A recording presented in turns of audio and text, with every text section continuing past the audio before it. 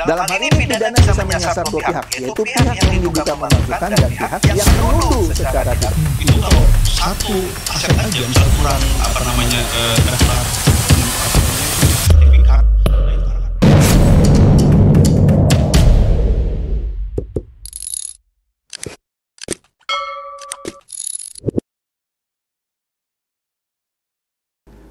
Halo Bapak Ibu, saudara-saudari sekalian, lovers and haters. Salam cerdas Indonesiaku. Jumpa lagi kita pada kesempatan kali ini. Bagi Anda yang belum subscribe channel saya, silakan subscribe channel saya. Tekan loncengnya agar Anda dapat notifikasi setiap kali saya mengupload video-video saya. Kali ini saya akan membahas mengenai gelar perkara khusus yang kemarin di Bareskrim atas kasus tuduhan bahwa ijazahnya Pak Jokowi palsu. Nah, ini seru nih, ya. Waduh, bener-bener deh. Nanti kita lihat ya. Tapi sebelum itu ada satu aja ya, yang mau numpang lewat. Ini dia. Waktu itu kan pernah saya bahas ya, bahwa Kemenham, betul ya, Kementerian Hak Asasi Manusia, iya Kemenham. Waktu itu yang bicara adalah wamennya, wakil menterinya, mewakili Kementerian HAM. Dia bilang, dia minta polisi untuk, ya dia nggak minta sih ya, terakhir bilangnya dia baru mengusulkan atau apa gitu ya, usul lah sebut saja. Dari kementerian yang bicara nih wakil menteri, untuk menangguhkan penahanan 7 orang yang jadi tersangka atas kasus pidana pengerusakan rumah singgah di Cidahu yang digunakan untuk tempat retret remaja Kristen. Padahal tempat itu cuma rumah. Kan sudah ditahan. Jadi Kang Deddy Mulyadi menepati janjinya bahwa dia minta polisi untuk memproses dengan benar dan ditahan 7. Dan Kang Deddy juga memberikan sumbangan kan ya 100 juta kepada pemilik rumah yang dirusak itu. Padahal ada juga beberapa mobil yang dirusak. Yang punya rumah itu yang sudah terima 100 juta disumbangkan loh. Saya nggak tahu disumbangkan semua atau gimana, saya nggak terlalu baca detail beritanya, kepada masjid setempat. Keren ya, keren. Oke, itu dia ya. Nah ini ya sudah 2 hari atau berapa hari ya. Ini sekarang pernyataan dari menterinya ya, kita lihat nih ya. Natalius Pigai, Menteri HAM nih ya, bilang dia menolak usul penangguhan penahanan tersangka perusakan rumah retret Sukabumi. Jadi dengan kata lain dia nggak setuju sama usul wamennya nih. Ya udahlah, wamennya diproses aja nih, gimana nih? Oke deh, itu aja nih yang numpang lewat. Nah, kita langsung masuk ini. Gua demen nih. Nah ini nih, ada berita surati presiden soal ijazah. Jadi ini Roy Suryo CS dengan Tifa, dengan Rismon, dia bikin surat ke Pak Prabowo soal ijazah Jokowi. Apa urusannya lu nyurati presiden? Oke lah ya. Dia mengultimatum, wih hebat lu mengultimatum Prabowo. Kalau lu diem aja, kira-kira begitu. Jadi di sini ada berita besarnya tuh ya. Kalau presiden diam, kita gaspol ke PBB. Iya lu ke PBB dah, diketawain lu. Orang dunia udah ngomong satelit, udah ngomong ke bulan, lu ngomong ijazah palsu. Yaudah, lu ke PBB dah, ya. Oke, itu dia kelucuan Roy Suryo dan kawan-kawan. Roy Panci maksudnya. Nah, sebelumnya juga saya bahas mengenai tuduhan betor botak dari PDIP. Yang dia bilang bahwa ijazah Jokowi dicetak di pasar pramuka. Ketika ditanya sama wartawan, Anda lihatlah video saya yang sebelumnya. Kenapa Bapak bisa bilang begitu? Karena pihak UGM dan pihak Pak Jokowi tidak secara meyakinkan menjawab soal ijazah itu. Padahal UGM sudah bilang kan, ini ijazah asli dari kami gitu kan. Maka saya menduga pasti ada dicetak di tempat lain. Nah, catat ya, dia menduga pasti di tempat lain nih, yaitu di Pasar Pramuka katanya. Aduh. Kan juga di video-video saya sebelumnya udah saya bahas ya. Ada 2 tokoh PDIP senior, yaitu Andi Wijayanto. Lucunya ketika Andi Wijayanto berbicara didampingi Rismon. Dan juga ada Prasetyo Edy, ya, yang bilang Betor itu salah. Ya, nggak demikian. Intinya mereka berdua bilang mereka yang bawa kok, yang megang itu ijazahnya, dan sudah diserahkan ke KPU dan sudah diverifikasi di KPU. Jadi dengan kata lain, 2 tokoh senior PDIP sendiri membantah pernyataan Betor. Sebabnya kalau Betor pernyataannya benar, berarti dulu itu PDIP diam-diam ngasih ijazah palsu dong. Ya pasti PDIP juga nggak terima dong. Ini Betor botak nih. Makanya PDIP secara tidak langsung membela Pak Jokowi. Sebabnya kalau Betor ngomong gini berarti 2 periode Jokowi itu waktu diajukan oleh PDIP ijazah palsu. Ya kan PDIP yang kena nih. Oke? Betor ini sembarang ngomong nih. Nah, kemarin ada berita nih. Ada videonya, cuman nggak usah diputar ya, nanti kepanjangan. Ini cuitan Aprilia. Pernyataan salah dan permintaan maaf Betor Suryadi setelah didatangi Paiman Raharjo, ex-Wamendes, Wakil Menteri Desa Tertinggal atau apalah gitu ya, beserta lawyernya. Lawyernya tuh yang pakai topi itu di sebelah kiri itu ya, terkait framing Pasar Pramuka yang mencetak katanya ijazah palsu katanya ya. Nah, di sini di videonya Betor minta maaf karena Paiman Raharjo ini yang mantan Wamendes kan bawa pengacara nih. Kalau you tetap ngotot nggak minta maaf, pengacara saya akan memproses katanya. Loh ini pengacara saya abang saya juga katanya. Ya sudah, jadi gimana nih? Ya udah, dia minta maaf. Oke, berarti tuduhannya memang salah. Karena Andi Wijayanto dan Prasetyo Edy sudah bilang nggak benar itu. Oke? Nah, di sini ditambahin lagi sama Aprilia.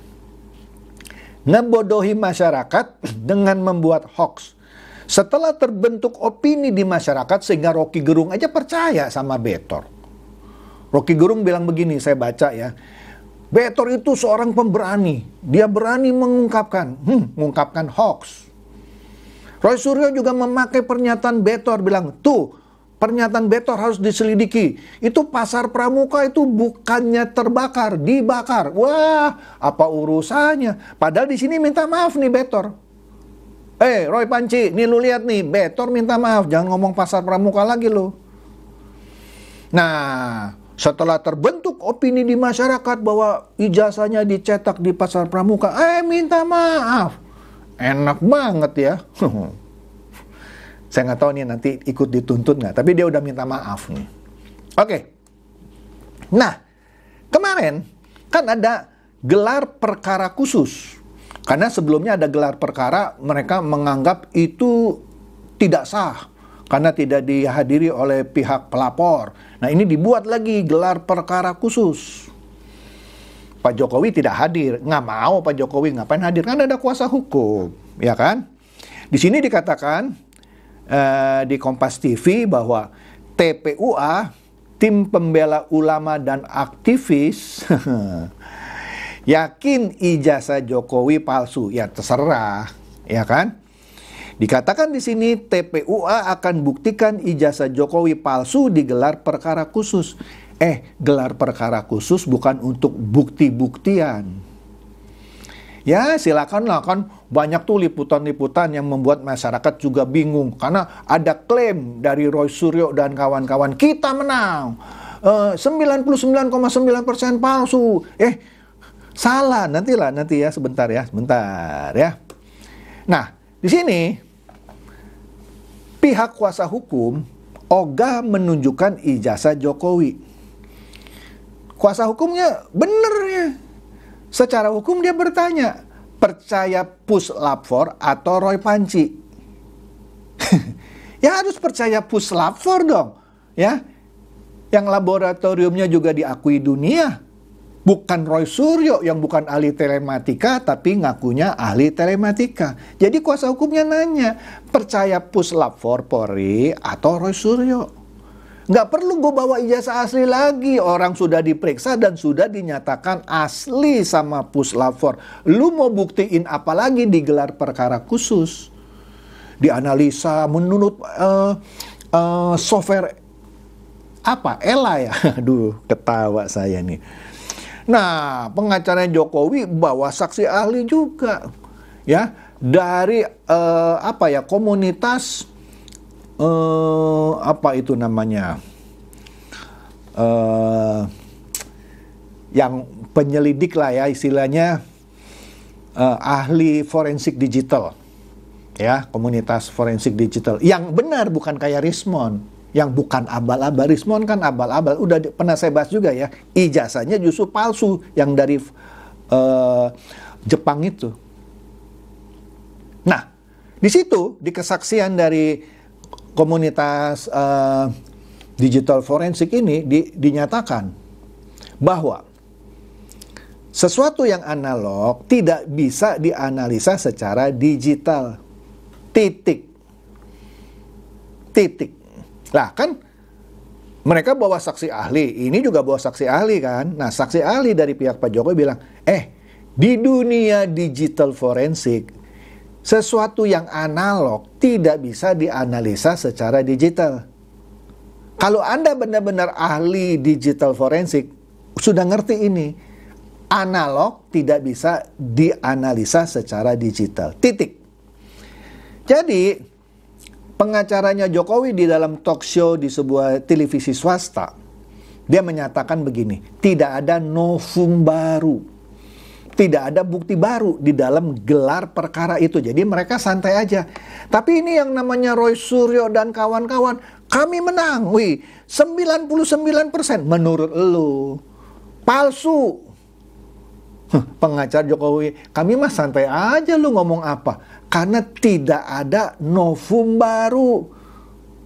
Tinggal nanti naik ke penyidikan, terus masuk pengadilan, biar pengadilan yang memutuskan. Ya, jadi siap-siap nih. Lu udah mau masuk kamar prodio nomor berapa nih, Panci? Oke? Nah, di sini dikatakan pada waktu gelar perkara khusus ini, Pak Yakub Hasibuan, anaknya Pak Oto Hasibuan, menegaskan bahwa pihaknya tidak akan menunjukkan ijazah asli Jokowi kepada tim pembela utama dan aktivis, pembela ulama dan aktivis, dan kepada Roy Suryo. Mereka minta lihat kan, nggak urusan, orang sudah diuji sama Baris, ngapain ngasih lihat lu? Ngapain harus memenuhi ego lu? Tak kalau dikasih lihat juga nanti dianalisa lagi gini, ngapain sudah dianalisa sama puslap 4 ya. Nggak usah dipersoalkan lagi. Karena Pusat Laboratorium Forensik atau puslap 4 dari Polri sudah menyimpulkan bahwa ijazah Jokowi asli. Apa yang harus ditunjukkan lagi? Oke? Jadi kalau lu bilang, maksudnya lu Panci, lu Tifa, lu Rismon bilang ini nggak benar, ya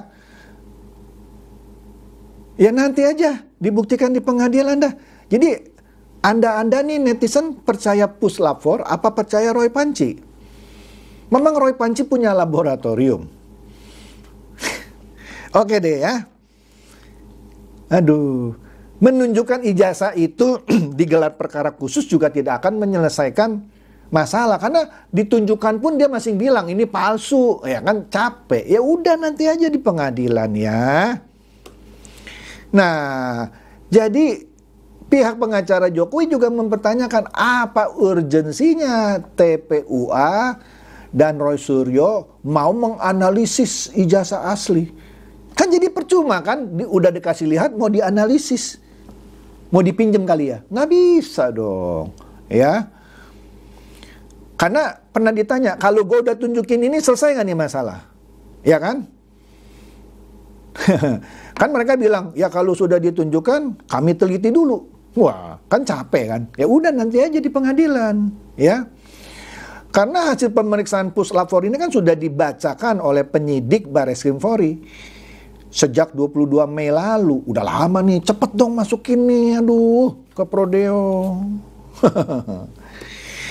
Oke deh, jadi sudah clear ya bahwa Bareskrim itu sudah memeriksa ijazah aslinya yang bentuk analog, bentuk fisik.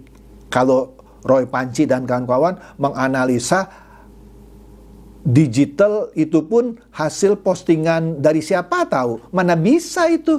You mesti menganalisa analognya. You nggak lihat ijazah aslinya, mana bisa bilang ijazah asli ini palsu? You nggak pernah lihat. You cuma lihat postingan orang, terus lu analogikan itu seakan-akan ijazahnya yang palsu. Aduh, blow on banget deh. Ya. Aduh, jadi pihak pengacara Pak Jokowi menyayangkan kalau pihak TPUA itu bilang sudah menganalisis. Ya nggak bisa. Yang analog itu, tadi sudah dikatakan ya oleh saksi ahli, tidak bisa dianalisa secara digital. Analognya mana? Kan belum pernah dianalisa, karena nggak pegang kan. Aduh. Yang dianalisa cuma tampilan digital dari postingan mana tahu, ya kan? Bukan yang bentuk fisik asli kan. Aduh. Yang pasti hasil analisa ijazah asli yang analog, yang cetakan itu analog maksudnya ya, dibanding menganalisa tampilan digital dari postingan di Twitter kah, di X kah, yang sekarang namanya X maksudnya, Instagram kah, Facebook kah, itu nggak bisa, itu postingan dari mana ya. Tentu yang diperiksa puslapor itu yang analog, yang fisik itu, yang kertas ya. Dan sudah dibilang asli, ya. Aduh, oke deh. Jadi, aduh, percuma mau gelar perkara khusus 100 kali pun nggak usah koar-koar. Kami menang, wah, udahlah. Saya senang banget nih ngeliat ya. Nah, ini gelar perkara khusus memang diminta lah ya sama TPUA ya, karena dia bilang dia melihat kejanggalan dalam penyelidikan Direktorat Tindak Pidana Umum atau Dirtipidum dari Bareskrim Polri yang menyimpulkan bahwa ijazah Jokowi asli. Ya. Aduh. Udah deh, lu mau teori kayak apa, terserah mau panjang-panjang kayak apa. Yang penting nanti sebentar lagi mau naik nih dari penyelidikan ke tingkat penyidikan. Mereka yakin banget nanti kalau masuk penyidikan tersangkanya adalah Jokowi. Enggak, lu semua. Lu semua. Jangan sok pede lu, ya. Ya. Udah takut malah mau minta bantuan PBB segala. Aduh, bikin malu. Kalau lu yakin ini asli, nggak usah koar-koar ngancem Prabowo dong. Ya, untuk bertindak, ya. Kalau nggak menyurati ke PBB nih. Ya kalau yakin ini asli, lu santai aja, tunggu naik tingkat ke penyidikan, terus lempar ke pengadilan. Di situ lu bertarung, jangan teori-teori nanti di pengadilan ya. Siap-siap. Oke, itu saja dari saya. Jadi kesimpulannya, kemarin gelar perkara khusus tuh yang diklaim sama mereka, kami menang gini-gini gitu ya. Ya, wah seneng gitu mukanya. Aduh, itu euforia belaka. Jadi saya ingat orang yang namanya Edi Tansil. Mohon maaf ya, yang dikatakan ejakulasi dini tanpa hasil. Nah ini dia, mereka sudah melakukan itu, seakan-akan sudah ejakulasi dini tapi nggak ada hasilnya tuh, cuma menghibur diri sendiri. Jokowi nanti yang akan jadi tersangka. Pret lah. Oke deh, itu saja dari saya. Semoga ini mencerdaskan dan mencerahkan Anda semua. Silakan share video saya ini kepada teman-teman, sahabat atau kerabat supaya mereka tambah cerdas dan tercerahkan. Seperti biasa, terima kasih.